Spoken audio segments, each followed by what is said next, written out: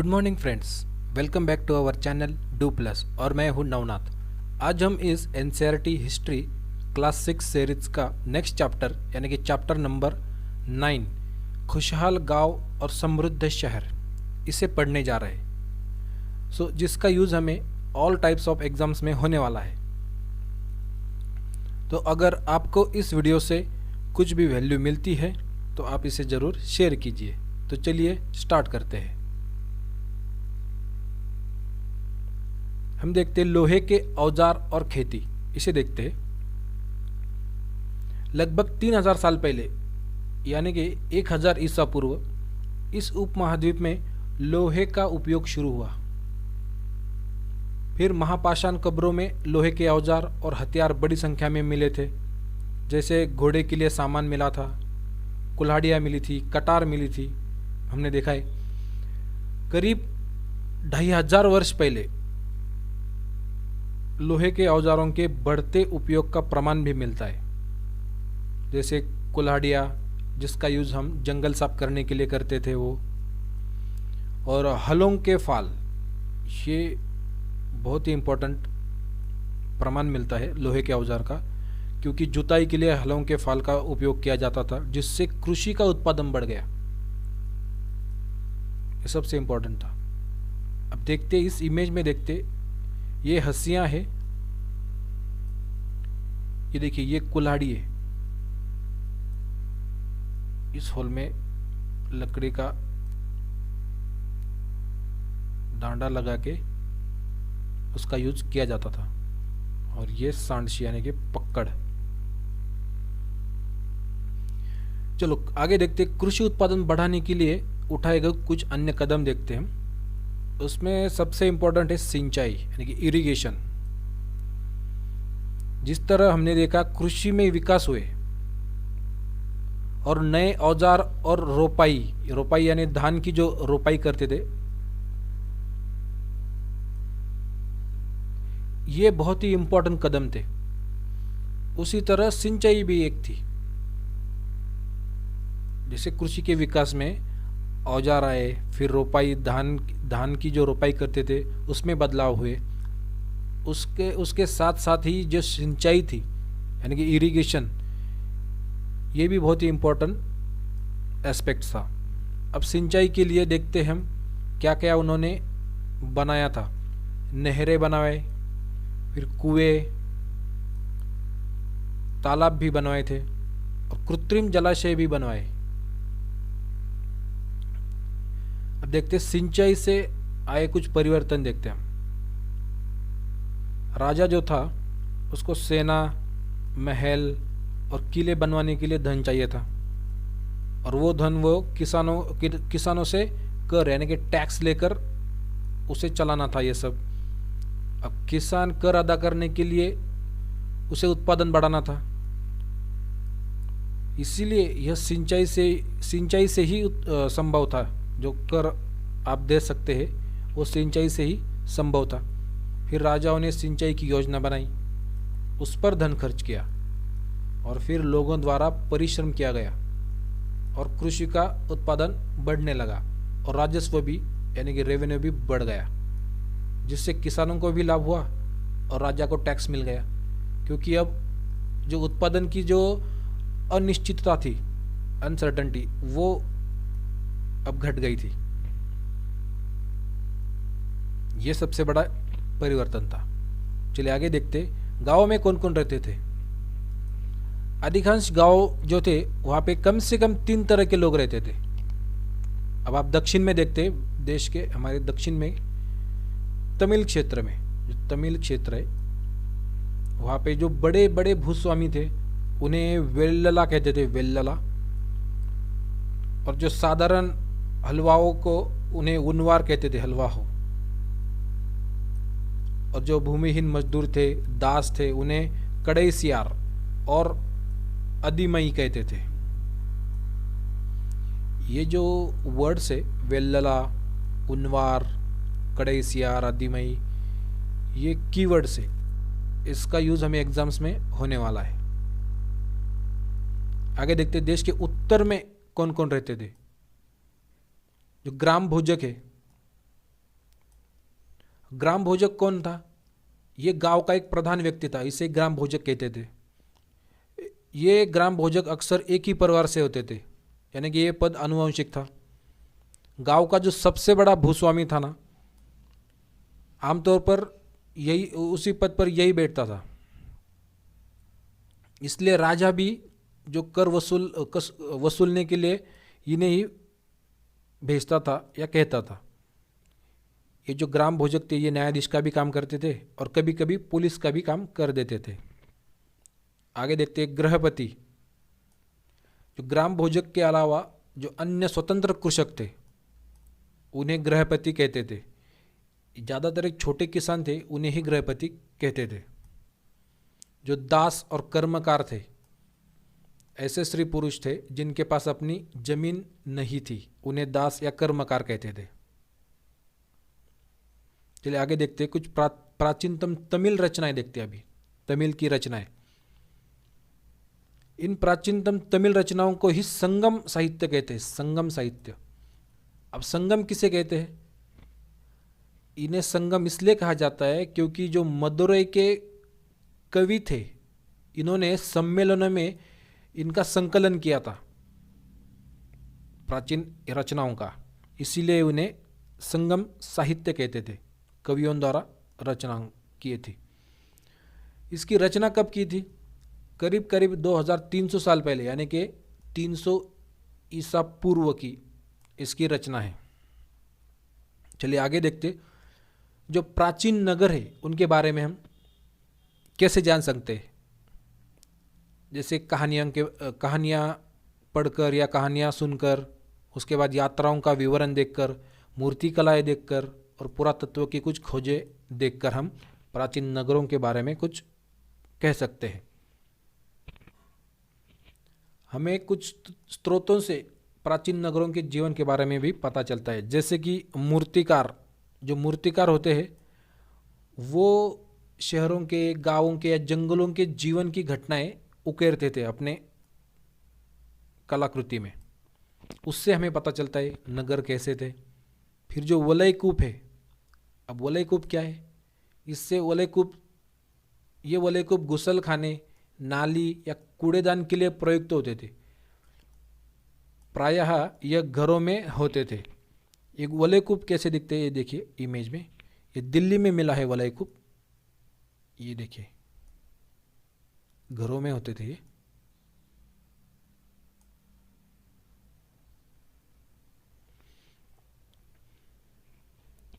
अब आगे देखते प्राचीन शहरों के बारे में। वहाँ गए नाविक, जो नाविक रहते थे, और यात्रियों जो यात्रा करते थे दूर दूर से, उनके जो विवरण है उनके द्वारा भी हमें प्राचीन नगरों के बारे में पता चलता है। यहाँ पर एक कहानी है, देखते हैं। बेरीगाजा यानी कि भरूच की कहानी है ये।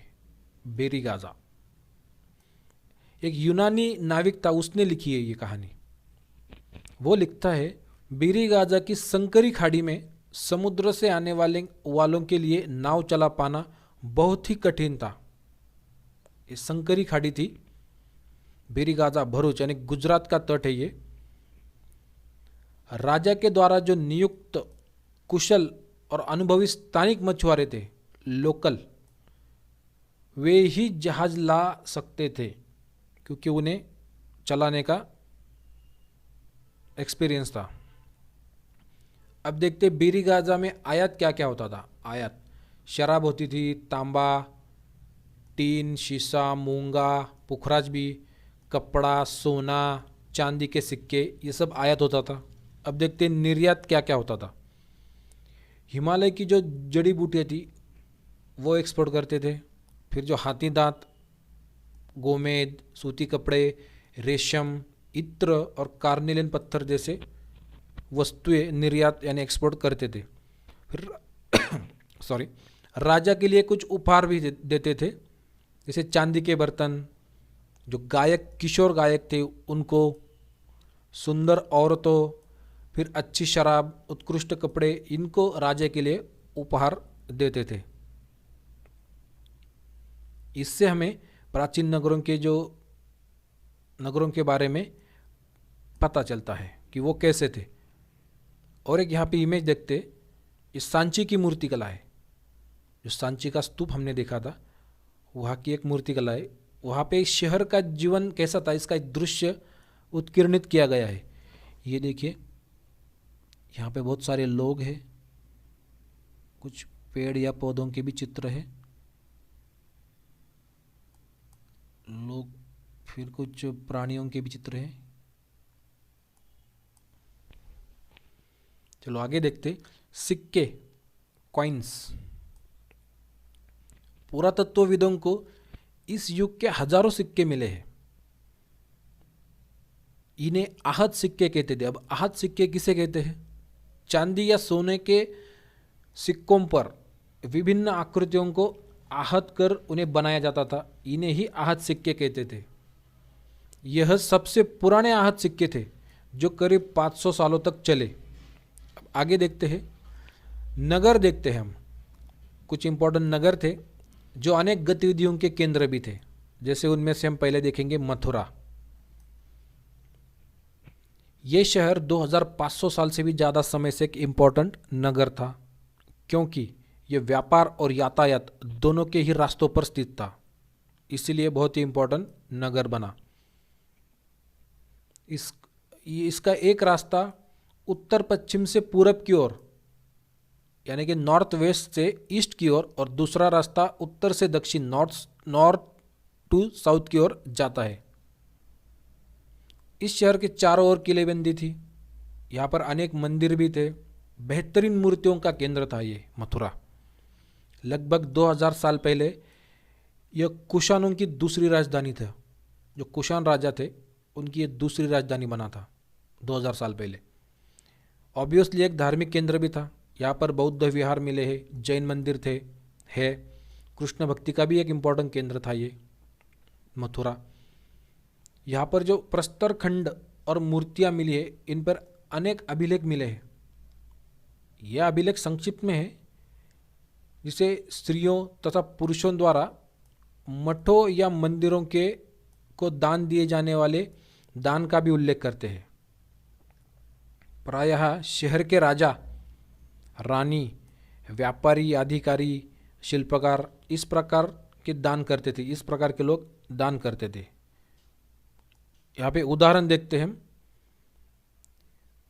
यहाँ के अभिलेख में सुनारों, लोहारों, बुनकर, टोकरी बनाने वाले और इत्र बनाने वाले, इनका भी उल्लेख मिलता है। आगे देखते शिल्प। देखिए, शिल्प और शिल्पकार। जो पुरास्थल मिले हैं, पुरास्थल थे, वहाँ पे शिल्पों के बहुत सारे नमूने मिले हैं। इनमें मिट्टी के तो बहुत ही पतले और सुंदर बर्तन मिले हैं, जिसे उत्तरी काले चमकीले पात्र कहते थे। अब उत्तरी काले चमकीले पात्र क्यों कहते थे? क्योंकि ज़्यादातर ये उपमहाद्वीप के उत्तरी भाग में मिले हैं और प्रायः है काले रंग के खास चमक वाले होते थे।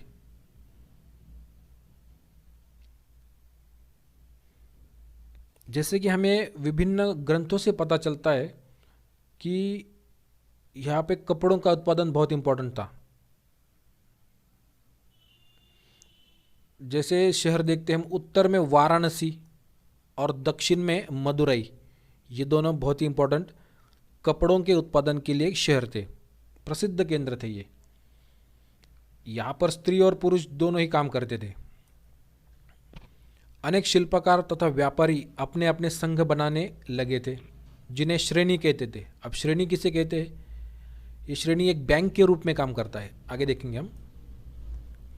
अब शिल्पकारों की भी श्रेणियाँ होती थी और उनके काम थे, जो नए नए लोग आते थे उन्हें प्रशिक्षण देना, फिर कच्चा माल उन्हें उपलब्ध कराना, तैयार माल को भी उनका वितरण करना। ये शिल्पकारों की श्रेणियों का काम था।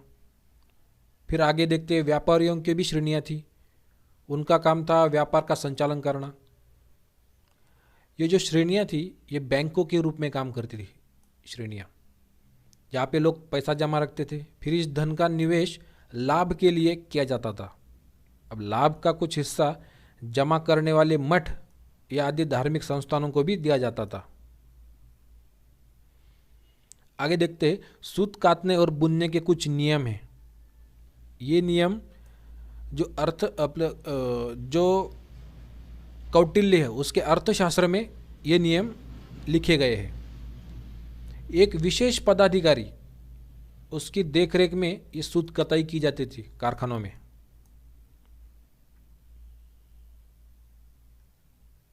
अब देखते ये सूत कैसे किससे निकालते थे। ऊन, पेड़ों की छाल, कपास, इससे बनते थे पटुआ, सन। इसे तैयार कौन कौन करता था? तैयार करने का काम जैसे विधवा, कुछ सक्षम अक्षम महिलाएं, भिक्षुनियाँ, वृद्धावेश्या, दासिया, सेविकाएं, देवदासियाँ, इन्हें इन काम के लिए लगाया जाता था। अगर कोई निरीक्षक उस औरत की तरफ देखता भी है या इधर उधर की बातें करता है तो उसे सज़ा मिलनी चाहिए, ऐसे नियम थे। और अगर औरत ने अपना काम पूर्ण नहीं किया तो उसे जुर्माना भी देना होगा। इसके लिए उसका अंगूठा भी काटा जा सकता है। ये बहुत ही क्रूर नियम था। आगे देखते अरिक्का मेडू जो पुद्दुचेरी में है, इसका निरीक्षण देखेंगे हम। अब मैप में देखिए, इसमें ये रहा, ये अरिक्का मेडू। लगभग 2200 से 1900 साल पहले एक पोर्ट था। पोर्ट यानी कि पत्तन कहते हैं उसे। यहाँ पर एक ईंटों से बना ढांचा मिला है जिसे संभवतः गोदाम कहते थे। यहाँ पे भूमध्य सागरीय क्षेत्र के एम्फोरा, ये कीवर्ड है, एम्फोरा जैसे पात्र मिले हैं। इस पात्र में शराब या तेल जैसे पदार्थ रखे जा सकते थे। ये जो एम्फोरा पात्र है उसके दोनों तरफ पकड़ने के लिए हत्थे लगे थे। यहाँ पर यानी कि अरिक्का मेडू में एक एरेटाइन क्या है? ये भी एक कीवर्ड है। इटली के एक शहर के नाम पर एरेटाइन पात्र के नाम से इसे जाना जाता है। एरेटाइन जैसे मुहर लगे लाल चमकदार बर्तन भी मिले हैं। यहाँ पर और भी कुछ चीज़ें मिली हैं, उनके साक्ष्य मिले, जैसे रोमन लैंप मिला है, शीशे के भी कुछ बर्तन मिले हैं और रत्न भी मिले हैं। साथ में छोटे छोटे कुंड है जो संभवतः कपड़ों की रंगाई के पात्र रहे होंगे। जो कुंड मिले छोटे छोटे, यहाँ पर शीशे और अर्धमूल्य पत्थरों से मन के बनाने के पर्याप्त साक्ष्य मिले हैं। जो शीशे थे, शीशा और अर्ध बहुमूल्य पत्थर, इनसे मन के बनाने का कार्य यहाँ पे चलता था। यहाँ पर कई अभिलेखित मिट्टी के बर्तन मिले हैं, वो भी ब्राह्मी लिपि में। स्ट्रेंज ना, क्योंकि प्रारंभ में तमिल भाषा के लिए इसी लिपि का यूज होता था, इसीलिए इन्हें तमिल ब्राह्मी अभिलेख भी कहा जाता है। साउथ इंडिया में है ये। आगे देखते, अन्यत्र में देखते हैं हम। रोम शहर को देखेंगे। ये जो रोम शहर है ये यूरोप का सबसे पुराने शहरों में से एक है। यूरोप का, जब गंगा नदी के मैदान के शहर बस रहे थे लगभग तभी इसका विकास हुआ था। ये रोम एक बहुत बड़े साम्राज्य की राजधानी था। इसका साम्राज्य बहुत दूर तक फैला था, जैसे यूरोप, पूरा यूरोप, उत्तरी अफ्रीका और पश्चिम एशिया।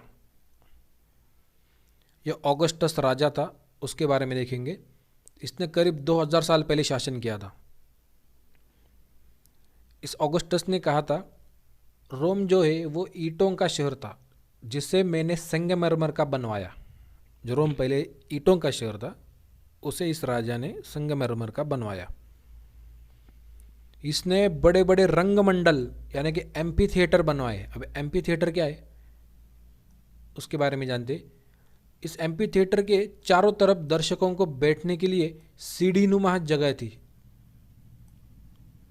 और यहाँ पर लोग विभिन्न प्रकार के कार्यक्रम देख सकते थे। सीढ़ी नुमा जगह यानी कि एक ऐसा राउंड शेप या चौकोन भी हो सकता है, उसके बीच में यहाँ पे परफॉर्म्स करते थे और यहाँ पे जैसे सीढ़ियाँ बनाई जाती थी और यहाँ पे लोग बैठकर उसका आनंद लेते थे।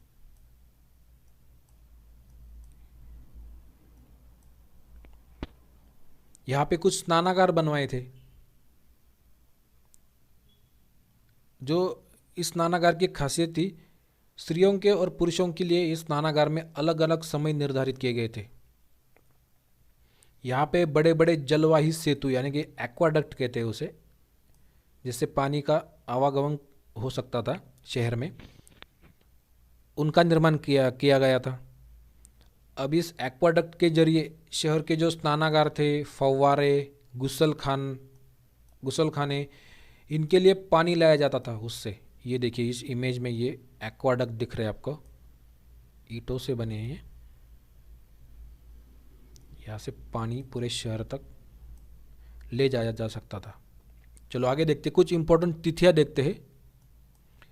करीब 3000 साल पहले इस उपमहाद्वीप में लोहे के प्रयोग की शुरुआत हुई। करीब 2500 साल पहले लोहे के प्रयोग में बढ़ोतरी भी हुई, फिर नगर विकसित हुए, आहत सिक्के भी मिले। करीब 2300 साल पहले संगम साहित्य की रचना की शुरुआत हुई और 2200 तथा 1900 साल पहले ये जो अरिकामेडु पत्तन है इसका पता चला। So thank you for giving your valuable times guys. Thank you so much. Bye bye.